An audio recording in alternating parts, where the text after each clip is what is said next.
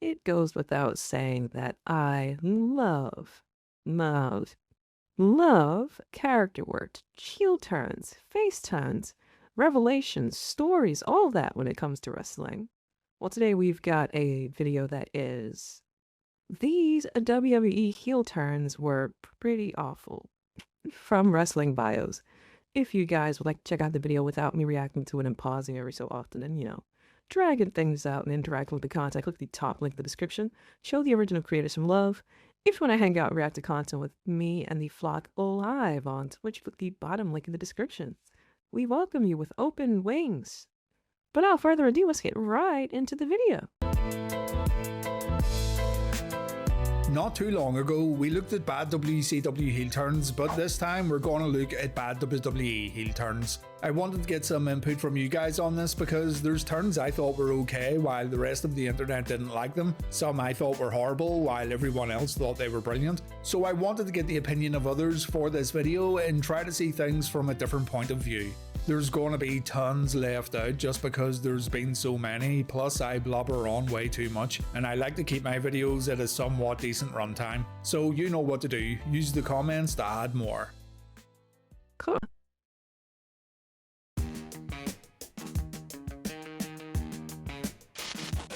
This one was brought up frequently, and after covering this heel turn on Reliving the War, I fully agree with what everyone's saying.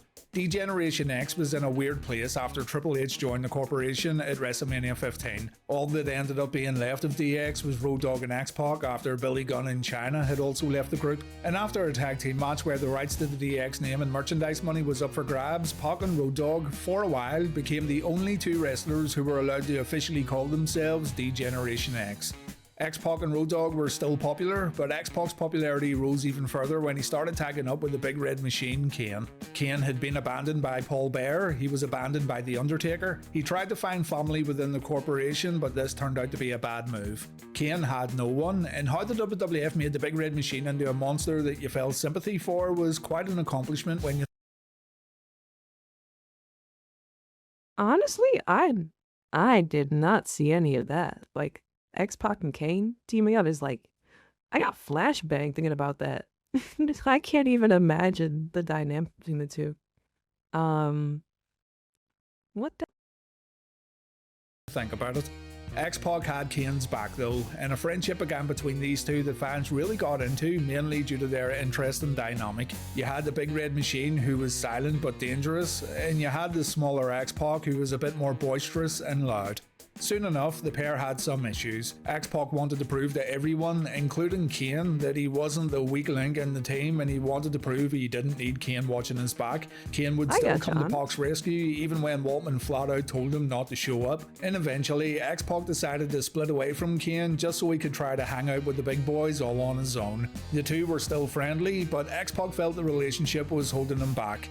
The decision was then made to bring the full DX army back to TV because Triple H needed backup. X-Pac turned on Kane, and a bit later on, so did Kane's love interest, Tori. Tori and X-Pac had a relationship behind Kane's back, and in the long run, the turn did X-Pac absolutely no favours. In the short term, yeah, but long term, no.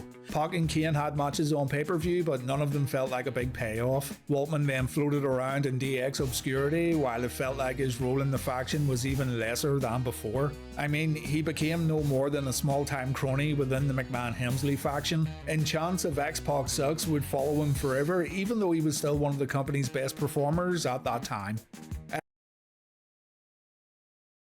Honestly, I gotta watch some X-Pac matches. I feel like I missed out. I feel like I've been robbed of so many experiences for being broke. I haven't taken advantage of like I haven't taken advantage of like being able to just go into the archives and find matches or like find PMVs and shit like. Let me see some of the matches from people from yesteryear. I wonder if there is a place for people to submit full matches for me to watch and react to, in a place that copyright will not be able to affect me. Huh, would not that be a crazy hit outcome? I wonder. X-Pac was way more effective as a babyface during this time period. The heel turn did nothing for him, and he'd remain a heel for the rest Razor of his Ramon career with versus his X-Pac. questionable What? X-Factor faction going nowhere, and another stint in the NWO leading to Pac being another guy who made up the numbers.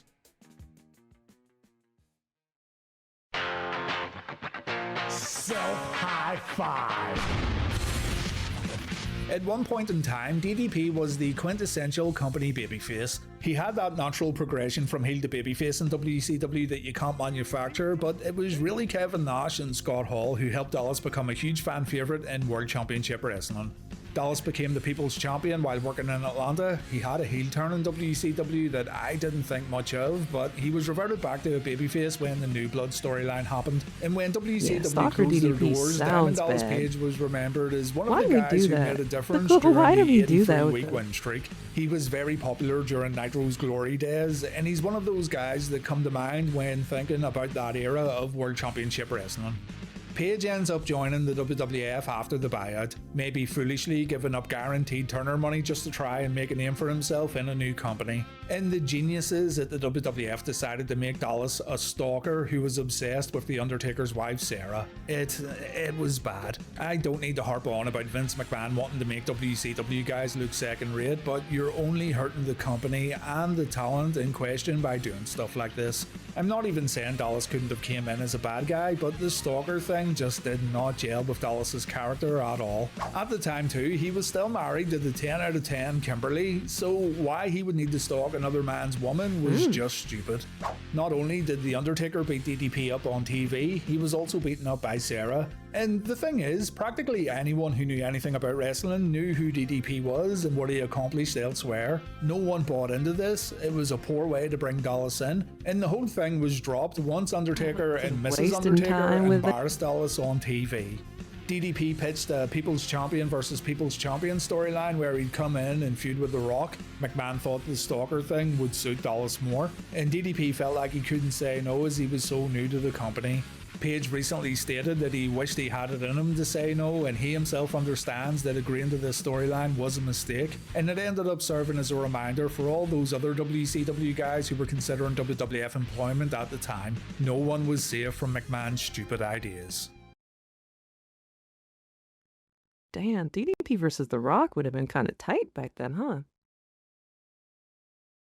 Yeah, I guess it's weird when you're like being introduced to like the fold and then you gotta try not to step on too many toes because like, you know, getting lost in the shuffle of losing favor is pretty much ass. It's pretty much ass, but it's also like, damn, dude, like you don't want to get stained with some shit that's just not gonna work. And like for the younger people, they probably knew nothing about bro coming. Like I would have known nothing about who the fuck this man was. Like, oh, I guess he's just a stalker guy. So we just got that spank on him now. We can't do one of the best human beings on earth like that. Shout out to DDP. That's a fucking goat.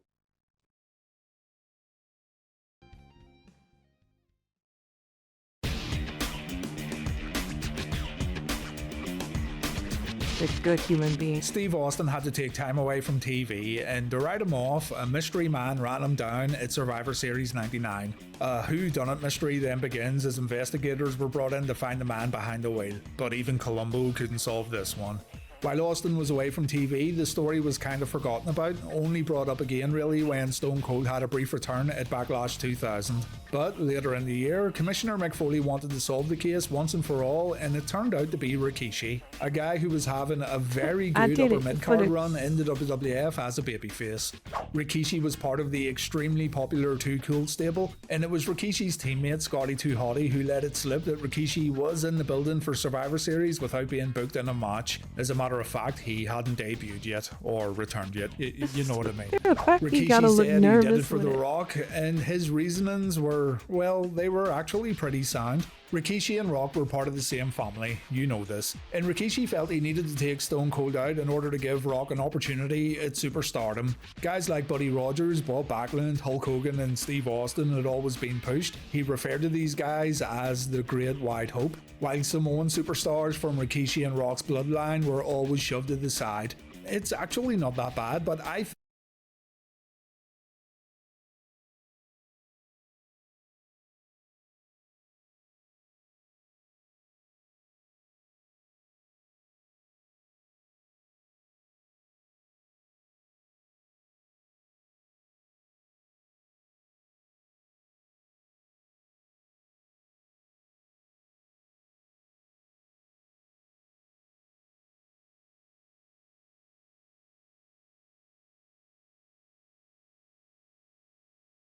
think others thought it was going to be someone else. It then got ridiculous when Triple H got involved in the angle and Hunter revealed it was he who set up the whole thing at Survivor Series. Triple H was the mastermind behind it all, so you can hopefully see the irony here, another Samoan wrestler getting pushed to the side. What's so bad about this turn is that Rikishi was popular as a babyface. Fans went nuts for the stink face and they got up and danced during Rikishi's post-match celebrations. In a way, the turn was similar to X-Pac's because there was way more value in keeping him as a babyface because fans wanted to cheer for the guy. A few months later, Rikishi would team up with a returning Haku, and after getting sidelined with an injury, I better be careful now. I better be careful now. Show that man respect. Every time that man named Meng, every time he pops up, there's got to be some sort of pause. Whatever you do, and if you're washing the dishes, all right, take your hands off the dishes for a second. If you're eating some food, put the food down for a second, all right? If you're smoking somewhere, hey, don't exhale. You keep that shit in. Aku will reach to the screen and wring your neck. the big man pretty much lost all momentum. The company tried to salvage something by turning him babyface again shortly after his return, but it just wasn't the same. In the end, the heel turn is mostly remembered as a meme now. I did it for The Rock. So between this line and Rikishi falling off Hell in a Cell, there's nothing remotely memorable about Rikishi turning to the dark side. I definitely remember that. Jim Ross's 1996 heel turn was just bizarre. It began with Jim feeling that Vince McMahon was screwing him around when other people were given play-by-play duties on Monday nights. And so to make a statement, JR said he was going to do something that McMahon nor anyone else could do in the WWF. He was going to bring back Razor Ramon and Diesel. This sounded preposterous, seeing as Scott Hall and Kevin Nash were doing big things in WCW as part of the New World Order group, but Ross promised everyone, including Vince McMahon, that Yo, they are so ugly for straddling that whole thing on JR. They are dumb ugly for that. Oh, I'm actually ugly. Like, why did you make bro why? Why did you make bro look like a fool straight up ugly? Razor and Diesel were coming back to the WWF. It came time for Ross to deliver on his promise, and before he introduced Razor Ramon, he cut a scathing promo on McMahon and the WWF. He talked about his Bell's palsy and how the WWF didn't care. He talked about how the company felt embarrassed by him, yet he only wanted to show up and do his work. And it all felt like a huge disconnect because when Jim was calling matches at the commentary table, he was still professional, but yet here he was having a total meltdown on WWF Raw while bringing up a lot of real personal and professional issues. Things would get even worse when Ross didn't deliver on his promise and instead he brought out a Razor Ramon lookalike, and soon afterwards a Diesel lookalike was also revealed.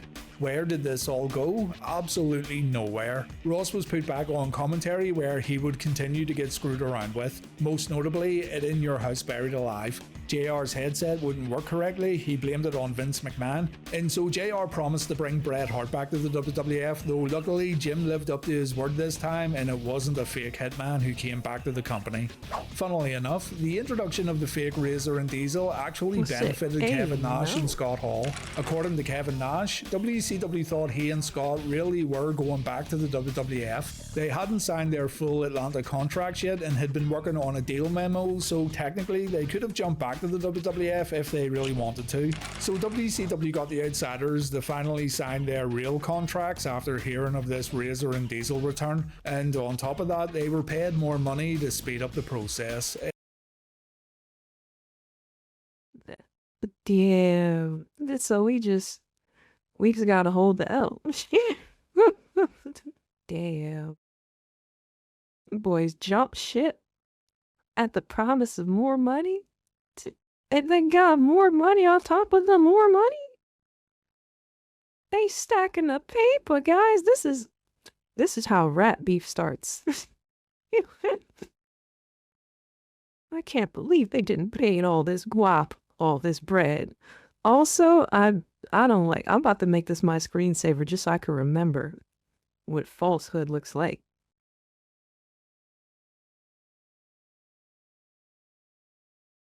This looks like betrayal, guys.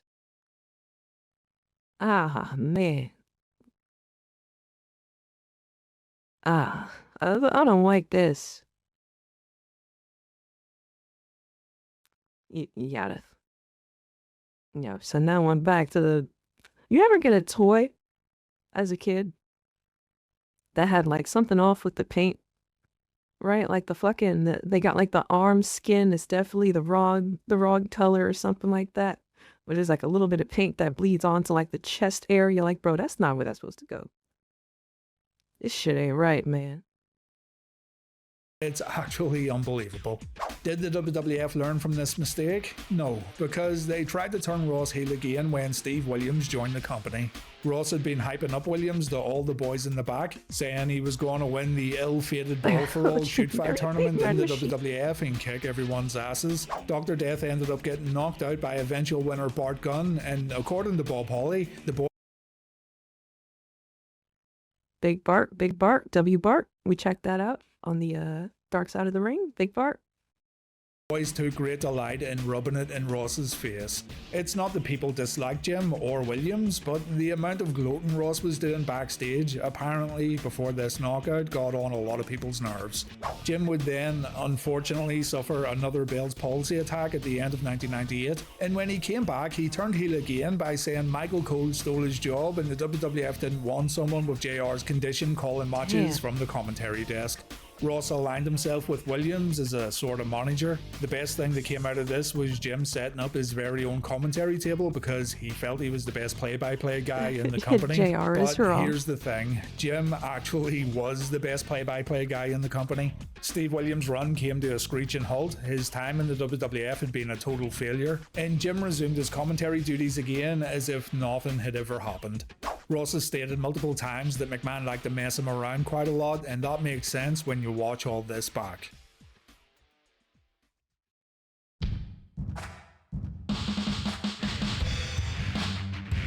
Oh, that show was fantastic. Eugene's one of those characters.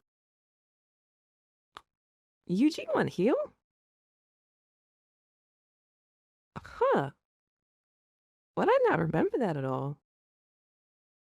That a lot of people don't talk about, and the ones that do seem to have a very strong opinion on him. There's no middle ground when it comes to Eugene, and fans seem to feel very strongly about the gimmick one way or another. Whatever the case, the Eugene character had learning difficulties or slow development, and the WWF mainly presented Eugene as a comedy character, one who could actually go in the ring when necessary. On the November... It's wild because there were a lot of moments with Eugene that I could like kind of remember where it was like, I was definitely behind this character. Like, I was definitely behind Eugene. Like, he had moments where it was like, all right, that was a feel-good moment, but I definitely remember him being a babyface. And then, like, when he would wrestle, he would definitely, like, do, like, the rock bottom and stuff like that. I remember all that, too, but, like, I cannot for the life of me remember a heel turn. 6th 2006 episode of Raw, Eugene and Hacksaw Jim Duggan lost the match against the Spirit Squad, and it looked like Eugene was trying to understand why his team lost. He would end up embracing Jim Duggan, all seemed okay, and then Eugene snapped and he went on a rampage. He destroyed Jim with Jim's own 2x4 while Hacksaw pulled off some of those legendary faces of his. Eugene screamed as the attack continued. It looked like he had lost his mind as he headed back up the ramp. And the WWE had just put themselves in a position where the guy they presented as a likeable wrestler with learning difficulties was now evil and bad. The following week, he tried to claim a bounty on DX, but he had no luck. He was made to look silly just 1 week after the turn. And then, the week after that, he came out for a match against Hacksaw Jim Duggan. As the match progressed, Eugene got more and more vicious. The commentators were even taken back with how violent Eugene had become. And after winning the match, Eugene grabbed the microphone where he told fans to stop being mean to him and stop laughing at him. This, naturally, was followed by fans actually laughing at him. Eugene said that he was special over and over again before leaving the ring, and again he screamed at the top of his lungs when heading back up the ramp. On the December 4th, 2006 episode of Raw, Val Venus brought some women into the ring and the girls shared a kiss. Don't ask. And so Eugene came down to the ring and he said he too wanted a kiss because he's special. The women weren't interested, and so the WWE had Eugene try to force himself on one of these girls while shouting he's special over and over again. You can see the problem here, can't you? Venus pulled Eugene away, Eugene attacked Val, the crowd sat in stunned silence, and clearly the WWE got a lot of negative feedback here because the storyline was completely dropped. He was That's a rough one. There's more to this segment, by the way. I'm nervous. Oh no. Please let that be the apex. stuck in a battle royal on the December 18th episode of Raw, but after this, he was quietly moved to Sunday Night Heat and the whole thing was forgotten about. When Eugene re-emerged on Monday Night Raw, he was once again a babyface. And the next notable thing that happened to Eugene was Vince McMahon shaving his head on the March 19th, 2007 episode of Raw. An absolute disaster of a heel turn right here, and I can't think of a way that the WWE could have turned Eugene without it causing backlash. People have mentioned that he could have turned by revealing he faked it all along and he was actually a very smart individual, but I also think that would have been too problematic.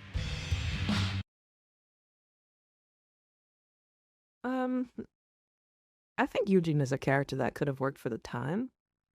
I mean, he obviously did work for the time. The heel turn, probably not so much. That heel turn where it's revealed that he was pretending would have probably worked as like a crazy heel turn. But yeah, that character is way too problematic for these days' sensibilities. Culturally, I think it was more readily accepted back then to make fun of people who had like disabilities or it just wasn't as looked at as seriously as it is these days. I try to think of how a character like that could even come to be. Yeah, nah, I wouldn't even, try to approach that with a fucking 10-foot pole. The forcing himself onto the woman thing, I mean, yeah, they were going for heel heat. They were doing a bit too much, though. That's crazy. Having him scream, "I'm special," into the mic is also, that sounds like a Vinceism. That sounds like that's like a Vince thing.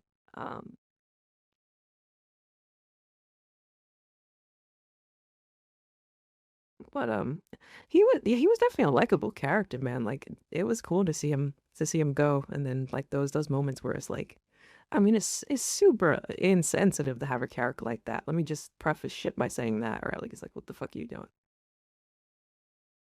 But he had the moments he didn't get. It feels gross talking about it. I don't know if I should even go deeper into that, but yeah. I think he does have a YouTube channel now, though, so you could probably get insight from the man himself. Yeah, that was fun seeing him tagged with Regal.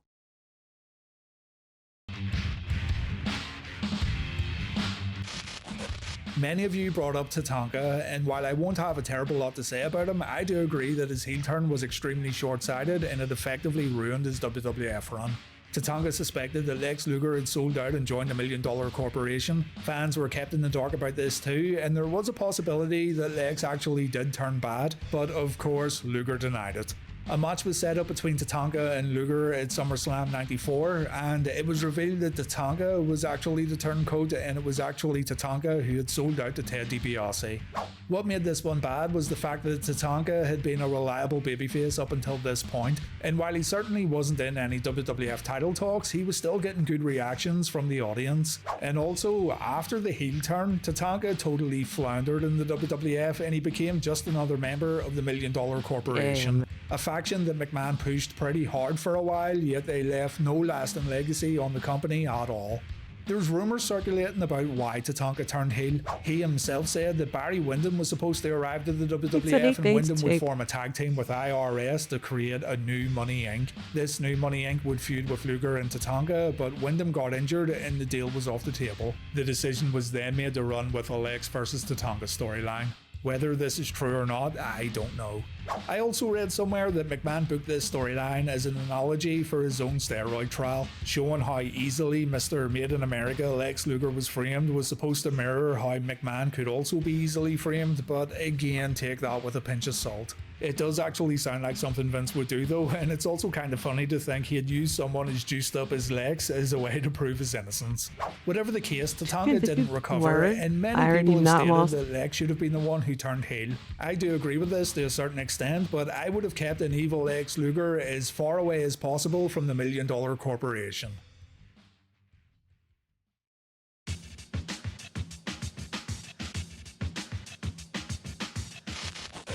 I am not. Alright, Big Show, which one? Because my man's got more heel turn than face turns than wrestlers on the fucking roster. Like, look, he don't even know what he is half the time, so fucking we here. You get it, Michael. Not going into detail at all with this one because I'd be here all day. But the name Big Show is synonymous with the words heel turn because the guy turned heel so many times that it became a joke. The first time the Giant turned heel in WCW to join the NWO, I thought that was pulled off just fine. And then it was all downhill from here. Paul White's such a big imposing figure that it made sense to put him in typical David versus Goliath situations, but the fact they made this guy flip-flop so many times seriously damaged his overall legacy in the WWE. It's probably what he's most remembered for. One day I will break down each and every one of the Big Show's heel turns, but he also does deserve a spot on this video. I don't want to point out one particular turn right here because I need to watch them all again to choose which I thought was the worst, but that's going to be a project in itself, unfortunately. That's funny. I thought the Dean Ambrose. Oh, was this the one where you had like the fucking gas mask and all that? Yeah. Yeah. Yeah, that they must have been trying to absolutely squander whatever the hell they had with bro. I was not a fan. I was big on like Ambrose and Ziggler at the time. And yeah, I definitely was sitting there like, nah, honey. We not doing this now. WWE initially pulled off Dean Ambrose's heel turn very well, but what followed was truly baffling. Really bad stuff here that even Moxley called out after leaving the company. The turn itself was good. Dean attacked his old Shield teammate Seth Rollins, and the manner in which he attacked him showed a different side to his character, as if he was unsure if he was actually doing the right thing and showing some hesitation as he went back to the dark side.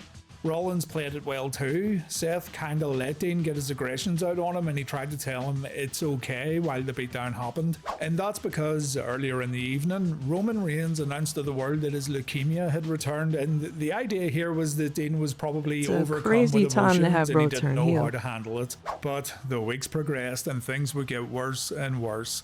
First of all, fans had to wait a total of 3 weeks before learning exactly why Dean did what he did. He teased an explanation, but he didn't say anything. And then, on the 12th of November 2018 episode of Raw, Dean said he's been the same guy he's always been. Seth Rollins was too self-absorbed to notice what was going on around him. So the explanation is, well, there is no explanation. The Shield made Dean weak, and that's it.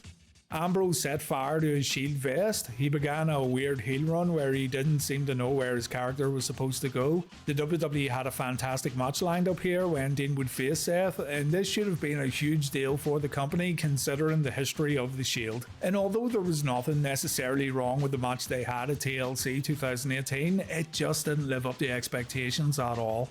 It looked like there was supposed to be more to this, especially after Dean's first attack on Seth. There was an opportunity to tell a story that had a bit of nuance, and they could have even let this one build all the way to WrestleMania, but they dropped the ball. Dean was getting vaccines to protect him from the WWE universe. He was running around wearing a gas mask. Stupid stuff. And to just backtrack a little too, Dean also cut a promo where he said the Shield had to pay for their crimes. He said Roman was going to answer to the man upstairs for his time in the Shield, and he called Roman's leukemia karma. And oh, no. Was this like still when Vince was like writing the promos for the guys?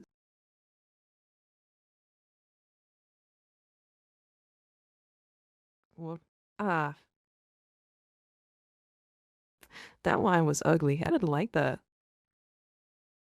fuck, yeah, heel heat's good and all, but this kind of stuff is risky and it's low. The WWE has no issues bringing this kind of stuff into storylines, of course, but this time it was very costly. Dean didn't like it. He actually hated all the creative that was presented to him during this turn, and he decided to leave the company based on the poor ideas WWE had for him as a villain.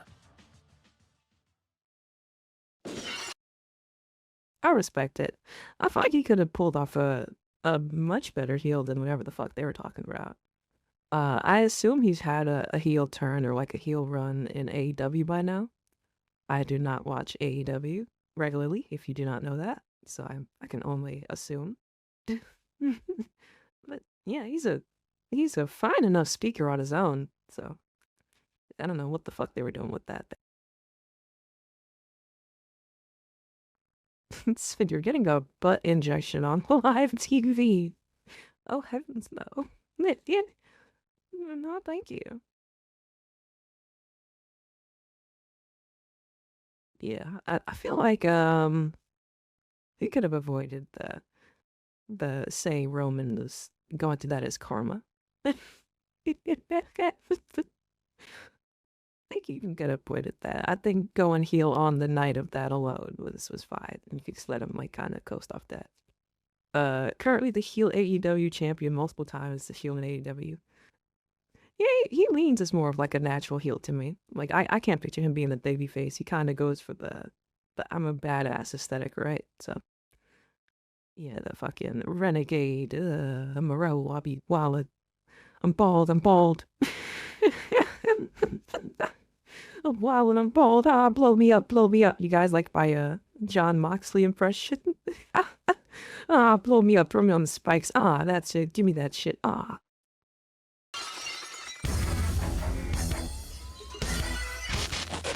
This one has people split, and I totally understand. Don't clip that why. out of context. Two I'll separate turns to look at here. The first one happened at Mania 17, and Austin himself said the turn was a mistake. Stone Cold went nose to nose with Vince McMahon throughout most of the Monday Night War, and this battle helped WWF turn the tide against WCW. Austin was a much-loved WWF superstar and the most popular guy on the roster, so when Austin joined forces with Mr. McMahon after beating The Rock at Mania 17, fans were a little miffed. Austin felt he had to turn heel in order to shake his character up a bit, but fans continued to cheer for Stone Cold after the turn because he was just way too popular. Stone Cold would do some pretty evil things during this initial run, from beating up JR and even attacking Lita, but it didn't matter, fans still loved him. Austin then began incorporating some comedy into his character by becoming a little whiny, and he developed a strange infatuation with Vince McMahon. And this didn't help either because, as WCW fans knew, Steve Austin could be pretty funny when working as a bad guy. He and Kurt Angle went through great lengths to try and become McMahon's favourite, and this is where I feel the heel turn was actually good. Austin being a bad guy gave fans some brilliant comedy-based promos, and so even though the turn itself was seen as a long-term mistake, it still gave us some of Austin's best ever promo work. The invasion angle then began, and Vince wanted the old Stone Cold back. Vince didn't want the guy who was kissing up to him anymore, or the guy who was pushing Kurt Angle around like Kurt was an annoying little brother. After a little convincing, fans did indeed get the old babyface Stone Cold back for a brief period of time, but then Stone Cold turned again when he joined the Alliance. You know, like a superstar, it's like hard to keep them on a fucking course.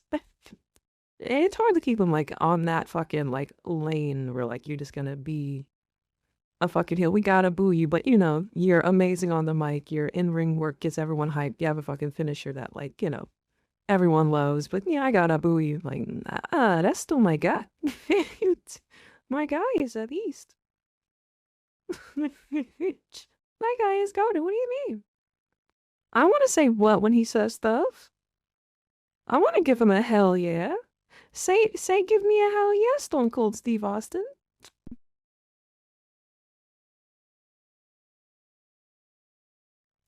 I think nowadays it's a lot harder to find standouts as far as like, you know, people who are too charismatic on the mic. Or like that get over with like mic work or crowd work. It's almost like night and day between like how it was back in, you know, back in the time when The Rock was like main roster and Stone Cold and all that. At least that's how I feel, because like I'll sit there and I'll try to listen to some of the promo segments and all that, and it's like, it's fucking if VH1 tier acting with like the promo work, and then when you see like the masters at work, it's like, yo, oh, this is what we're missing.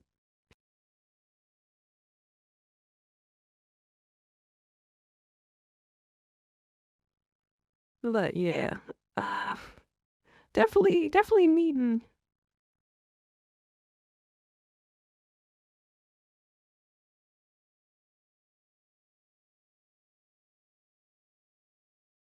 Yeah, I kind of agree with that, November. Yeah, because like, no, that's a Tubi movie. That's a good way to put it. But yeah, I definitely agree. It's hard to find actual baby faces too, because kayfabe is also like probably the weakest it's ever been. We've got like these actual ass windows into these people's lives. So like, bro is definitely, you definitely feel like you're a friend to this person more than them being just the character presented to you at the shows and events. I know about this mob. Yeah. Stone Cold tried to revert back into being a true heel by bullying his Alliance teammates around, but there's a disconnect here because the Alliance were also seen as the bad guys. Austin was being pretty vicious when it came to disciplining the Alliance, but who really cared about? Yo, Taz ate that stunner and got no shorter.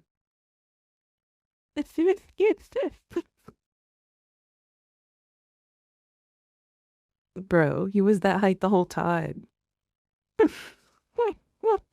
What?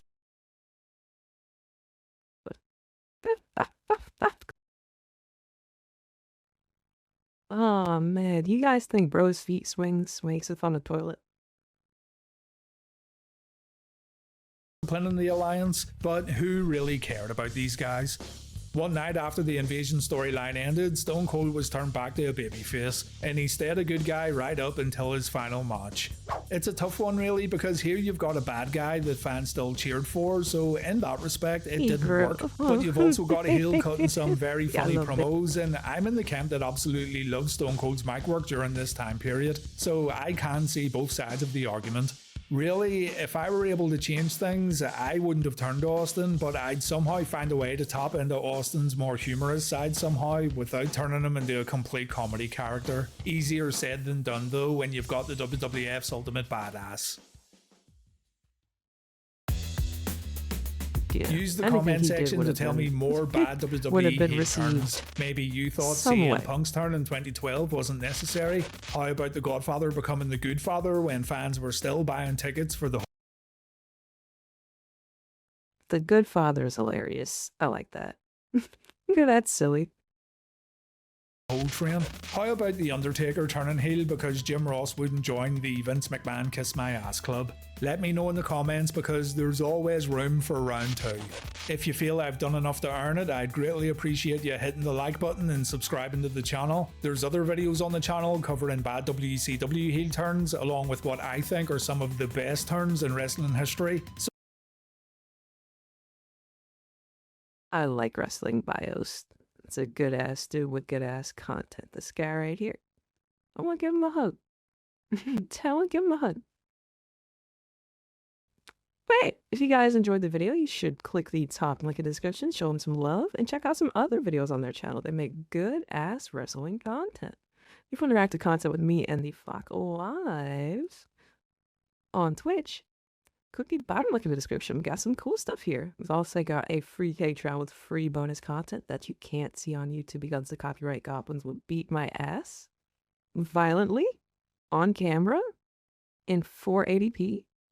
We don't want that. So you can find the Patreon link in the description. Check it out. It's cool. We got it at the end of the video thing too. That's it. I'll see you in the next video. Don't be weird. Thank you so much to those of you that have made it over to the Patreon. I appreciate you. I'm still hungry.